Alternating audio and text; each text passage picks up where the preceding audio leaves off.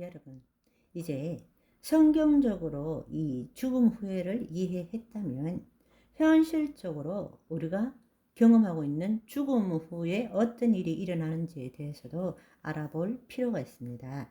그것은 왜냐하면 죽었다가 돌아온 사람들이 있기 때문에 그것이 뭔지를 우리는 알 수 있게 되는 것입니다. 실제로 사람이 죽은 후에 어떤 경험을 하는지에 대한 것은 그 죽은 사람이 돌아오지 않으면 알 수가 없는 거죠. 그렇지만 우리가 인간이 죽은 후에 대해서는 끝까지는 알 수는 없지만 역사 이래로 수많은 사람들이 임사체험을 했죠. 임사체험 혹은 근사체험이라고 합니다. 즉 죽었다가 다시금 그 영혼이 몸 밖으로 나갔다가 다시 들어와서 다시 살아나는 거죠. 그래서 또 그 사람들은 그 가운데서 천국과 지옥을 경험한 자들도 많이 있습니다. 그들을 통해서 우리는 몸이 죽은 후에 곧바로 일어나는 일이 뭔지, 또 종국적으로 환상을 본 사람들은 지옥이 뭔지 그것을 보고 우리에게 알려주고 있다라는 것입니다. 물론 모든 사람들의 말을 다 믿을 필요는 없고 종교에 따라서도 보는 것이 틀릴 수도 있지만 우리는 적어도 죽음 후에 어떤 일이 일어나는지에 대해서는 신뢰성 있게 받아들일 수 있는 그런 정보들이 많다라는 것입니다. 그 영혼이 몸으로부터 잠시 해방되었지만 그 영혼이 다시 몸으로 돌아온 것을 우리는 임사체험이라고 합니다. 그래서 이 임사체험을 우리가 성경의 관점에서 함께 볼 때에 놀라운 일들이 많습니다. 왜냐하면 그 안에는 의사도 있고 예술가도 있고 종교인도 있고 모든 부류의 사람들이 다 있기 때문입니다. 그래서 비록 종교에 따라서 다른 상황도 있지만 우리가 기독교적으로 받아들일 수 있는 그 경험들을, 그 체험들을 종합적으로 우리가 한번 살펴보면 몇 가지 아주 통일된 내용들이 있습니다. 첫 번째로는 몸의 죽음이 끝이 아니라는 것입니다. 영혼이 여전히 유지된다라는 것입니다. 과거에는 어떻게 생각했죠? 뇌의 활동이 의식이다. 그것은 뇌가 죽으면 끝이다 라고 믿었지만 임사 체험한 모든 것들을 보면 죽음은 끝이 아닙니다. 영혼이 여전히 존재하게 된다는 것입니다.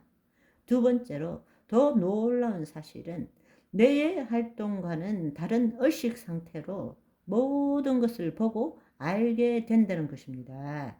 우리는 지금 모든 것을 인식한다라는 것은 뇌의 활동으로서 그렇게 모든 것을 인식하잖아요. 그런데 우리가 임사 체험을 한 사람의 경우는 뇌가 죽은 거예요. 잠시 멈춘 거라고. 그렇다면 뭐예요? 생각도 없고 감정도 없다. 뇌의 활동이 생각과 그에 따른 몸의 반응이 감정이기 때문에 내가 죽었다라는 뜻은 그 생각도 없어졌다. 감정도 없어졌다는 거예요. 그럼에도 불구하고 그 영혼은 모든 것을 보고 느끼고 판단할 수 있다라는 것입니다. 아멘.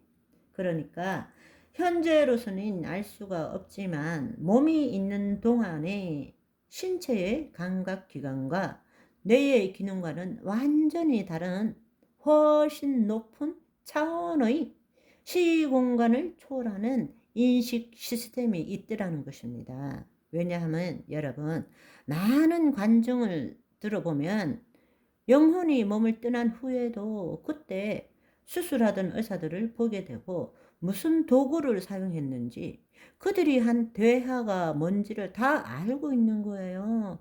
와서 그 의사한테 이야기해주면 의사가 뒤로 나자빠지는 거예요. 왜냐하면 이 사람은 사망했는데 내가 한 이야기도 하고 무슨 기기를 사용했는지도 알고, 더 놀라운 사실은 이 사람이 그것만 본 것이 아니라 밖에서 울고 있는 가족들의 대화도 알고, 또 죽은 다음에 가까운 친지 가족들이 누가 왔는지도 알고, 천사들이 그 사람의 영적인 혼적인 수준에 따라서 거기에 맞는 천사들이 와서 자신들과 대화하는 것도 알고 있는 거예요. 느낄 수가 있는 거예요. 그런데 내가 죽었는데 어떻게 생각하고 느끼느냐고. 그 말은 무엇입니까? 내사 상태에서도 보고 들은 거, 그거 결코 환상이 아니라는 것입니다. 많은 사람들은 환상이라고 그래요. 뇌의 어떤 호르몬의 작용에 의해서 환상이 일어났다고. 아니요. 내사가 됐는데 무슨 환상이 있어요. 이것은 영혼이 가지는 오늘날 과학으로 도저히 설명하기 어려운 또 다른 차원의 인식 시스템이 우리 몸이 떠나도 존재한다라는 것입니다. 여러분, 예수님이 비유했던 부자와 죽은 나사로의 이야기를 생각해 보세요. 죽고 난 다음에 다 이야기하잖아요. 그렇지 않아요? 예. 목마른 것을 알고 무슨 말인지 이해하시겠죠? 네. 우리가 알 수 없는 더 높은 차원의 이 인식 시스템이 있다라는 것입니다. 셋째는 몸이 죽은 후에 혼은 어떤 영에 속해 있는지, 그 혼이 어떤 영에 속해 있는지, 또 몸이 죽기 전에 혼의 수준에 따라서 그에 맞는 영적 존재에 의해서 빛 또는 어둠으로 인도된다라는 것입니다.